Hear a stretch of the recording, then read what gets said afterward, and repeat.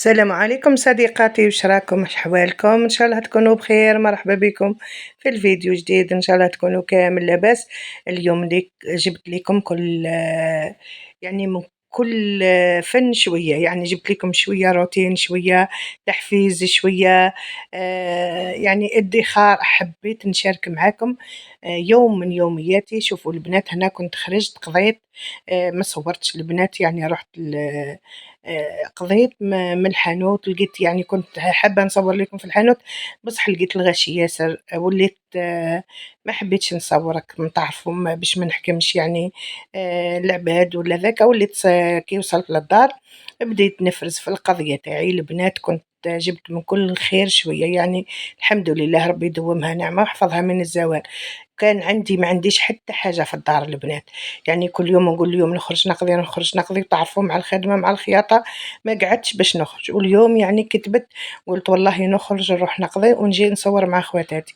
كنت قضيت كيما قلت لكم البنات، جبت الزيتون هذا غسلته، تعرفوا فيه الكحول هذيك، نغسلو مرتين هكا نحطو في بورتمونجي. انا دائما نشوف الكونجيلي باذن الله، يعني على مده راح نشري فريغو، يعني نحب نحط الحوايج في الفريجيدير ياسر، يعني البنات في الكونجيلي ياسر هكا. خملت، درت غسلت الزيتون هذاك حطيته في بورتمونجي، زدت الزيتون الاخضر كيف كيف حتى هو شللته البنات، ما شللتوش البنات، يعني حطيته كاكا الكحل برك هو اللي يقلقني كي يقعد فيه الكحول هذيك. نحطه في الكونجيلي يقعد كيما راهو وما تروحش منه طعمه، يعني ما يتبدلش الطعمه تاعو. زدت هنا حطيت البنات الزيتون الاخضر، زدت رجعت للسلطه نحي هاك الورقات اللي ذابلين، ما عندي ما ندير بهم، لا راح نديرهم لا والو، نولي نخملهم كيما هكا. ننظف السلطه تاعي ونحطها في المنظمات.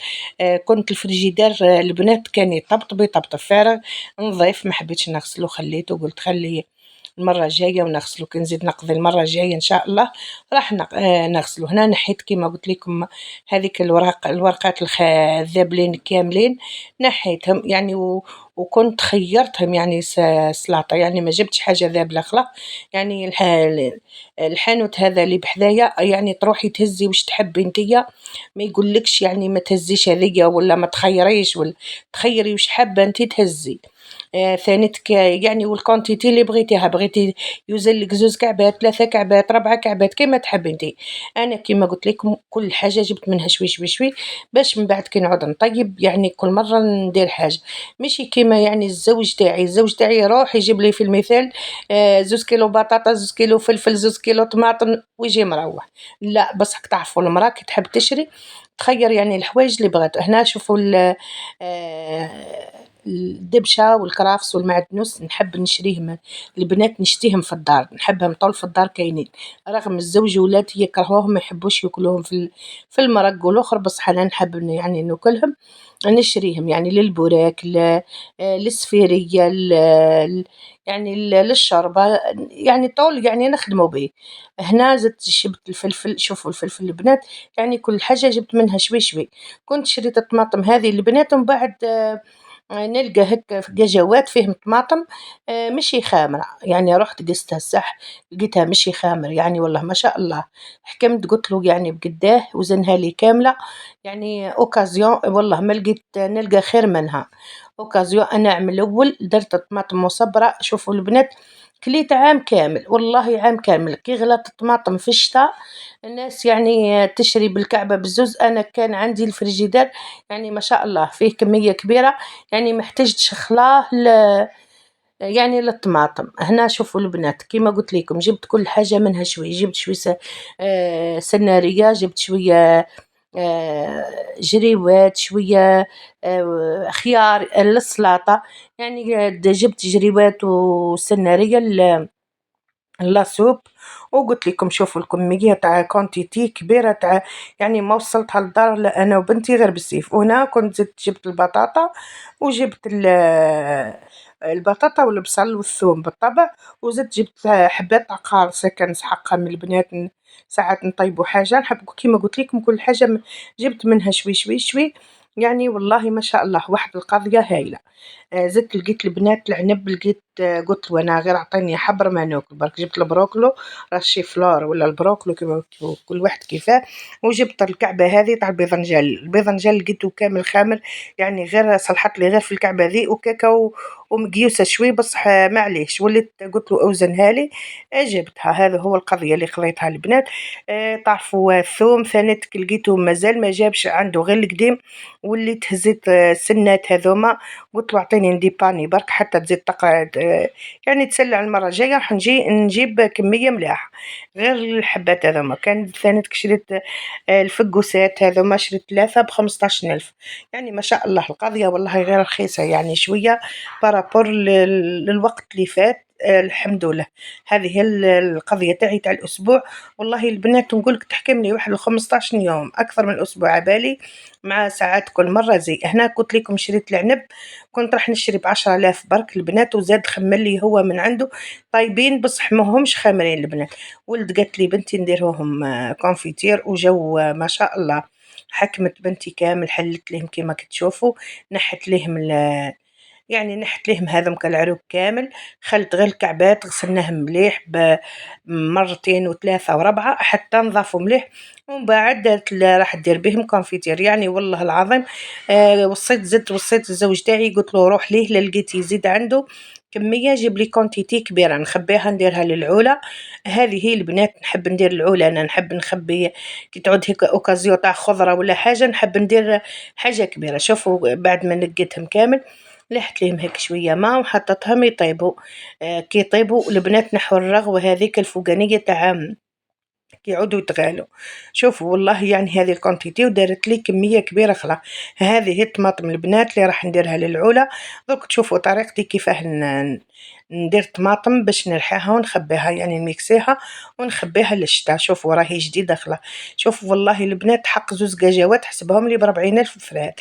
يعني احنا نسان يعني نقول لكم نصيحه مني، عودوا دائما شوفوا الاوكازيون هكا، ولا اللي حتى اللي ما تخرجش تبصي الزوج تاعها كي يعود عند خضار ولا حاجه، كي تعود هيك الخضره خاصه كيما الطماطم الفلفل كيما هكا الديسير ثانيتك تقدري تخدمي العلا تاعك للشتاء يعني وانتي مرتاحه، يعني تعودي ما تخميش. انا كيما قلت لكم عام الاول والله خبيت سنه برك يعني في الصيف باش فضت لي وها زدت درت كونتيتي اخرى خبيت منها. شوفوا البنات مليحه ثانيتك رمضان كي تميكسيها مليحه للبيتزا مليحه.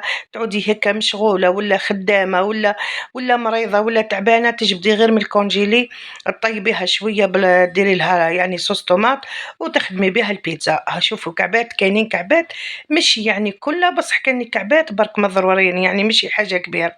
شوفوا البنات كيما هكا غسلتهم مره وزوز وثلاثه وحتى نضافوا مليح. شوفوا راهم جدد يعني مانيش ماشي هذيك اللي راح نطيش صوار ديالنا في الباطل ويجوني خامرين ونطيش معاهم. شوفوا زيما يعني ما شاء الله. حكمت البنات غسلتهم مرتين وثلاثه حتى تبدل يعني الماء تاعهم ولا صافي خلا. ومن بعد واش ندير البنات احنا نحكم نقرضهم ندير على 4 برك ونحط في البرمه، ندير على 4 ونحط في البرمه حتى نكمل الكميه اللي عندي. من بعد كي تنحطها على النار تبدا تتغالى نزيد لها شويه ملح ونغاليها. ما تغلوهاش ماصله البنات تجيكم من بعد ماصله تقولي خلي حتى نكمل ونداويها بشوي ملح، لا غالي معاها الملح في الماء، يعني لوحي شوي ملح في الماء. وشوفوا الكونتيتي اللي عطتها لي نحطها كيما هيك البنات نقرضها نحطها تتغالى مدة 1 ل10 دقائق. بعد 10 دقائق نروح نطفي عليها نصفيها في كسكاس ولا في حاجة يعني صفوها مليح حتى يتنحى الماء ذاك اللي غليتي فيها كامل. من بعد كي تتنحى روحي ميكسيها حطيها رجعيها البرمه تاعها، هي تكون اصل طلقت روحها وسيبت الماء تاعها. زيدوا نتوما البنات ميكسوها وراح تخرج ليكم واحد الكونتيتي هايله تاع طماطم يعني ملبيه من الداخل. اشوفوا البنات خاصه الطماطم هذه انا نقولها على شكل قلب، شكل تاعها على شكل قلب. قلت نحطها البنات يعني تخرج لكم كميه كبيره من الطماطم كيما هكا. من بعد كي تكملوا خلاه نزيد نعطيها غلوه البنات، غلوه شويه بركه، ندير لها شوي فلفل الكحل شوي سنات ثوم سنه ولا زوز ثوم، ومن بعد ندير شوي زيت. هكا البنات راح تقعد ليكم عام كامل، ما يتبدل الطعم تاعها، ما يتبدل اللون تاعها، ما يتبدل والو. راهي محطوطه في الكونجيلي.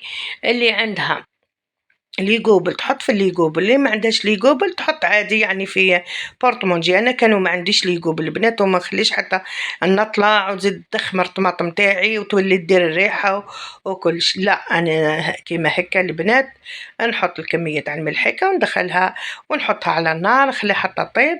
وكيما هكا البنات راح تجيني طماطم هايله. هنا نرجعوا نحطها تغلى. وكما قلت لكم كما فهمتكم راني ما صورتش كلش البنات عبالك يدهنا ويد الهي كل مره في حاجه.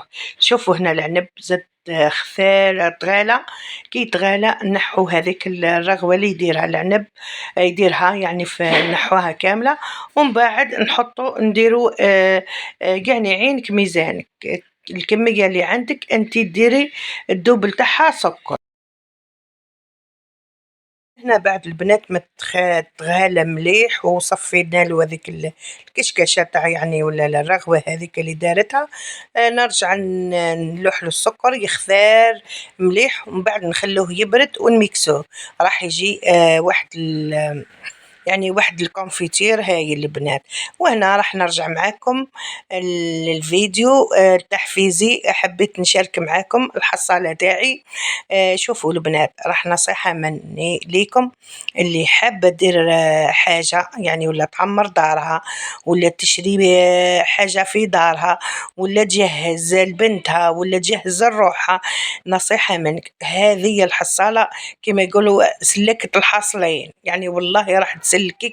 وعن تجربة يعني أنا مدة قريب 15 سنة وأنا هذا نفس المعدل. لا حابة نشري حاجة ندير حصالة. لا باغية تروحي للعمرة، لا باغية في المثل تعمري الدار تاعك، لا باغية تشري حاجة في المثل يعني ديري مشروع عليك وعلى الحصالة. أنا هذه هي. لا باغية تشري حاجة تاع ذهب ثاني تكليك ولا لبنتك يعني تعودي يعني مقتصدة تعودي توفري تعودي دايما تخمي باللي راهي لازم تلوحي فيها. أنا كنت بديتها يعني كان عندي بروجي في راسي حابة نديره ووليت خممت درت حصالة وهاني بديت فيها بإذن الله. وإن شاء الله الأيامات الجاية البنات راح نحلها معاكم ونشوفوا النتيجة ونقول لكم وش شريت بها إن شاء الله. يعني غير نتفكر وكي نجي راح نحلها ونصورها لخواتاتي. يعني راح نوصيكم صديقاتي حباباتي خواتاتي شوفوا عليكم على الحصالة راهي كما يقولوا سلكت الحاصلين. تكوني يعني تخبي ولو ما عندكش حتى هدف في راسك في هذاك غير ديريها وخبي هكاك يعود عندك مصروف زايد ولا تعود عندك حاجة زايدة خبيها باش يعني اونكا تتلزي اونكا يطيح لك واحد من ولادك لا قدر الله مريض ولا تطيحي نتيا ولا الزوج تاعك تلقي دايما حاجة يعني هذه مليحة للادخار خاصة اللي يدهم مفرطة كما أنا نحب نشري هيك حاجة كيما هكا ديريها وإن شاء الله تستفادي منها. إن شاء الله تكونوا استفدتم الفيديو هذا وما بقى لي غير نقول لكم في أمان الله.